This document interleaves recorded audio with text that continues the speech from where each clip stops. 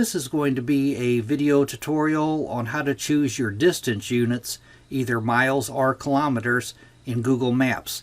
I'll be using an iPhone for this. Let me jump over to my phone.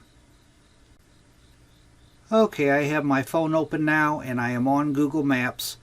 To change your distance units to either miles or kilometers, first thing you want to do is tap on your profile icon in the upper right hand corner. Then you want to tap on Settings. And from here, you want to scroll down a little ways to where you see it says Distance Units and tap on that. And from here you can manually change to either kilometers or miles. You could choose either one of them. That is how you change your distance units on Google Maps. Thanks for watching.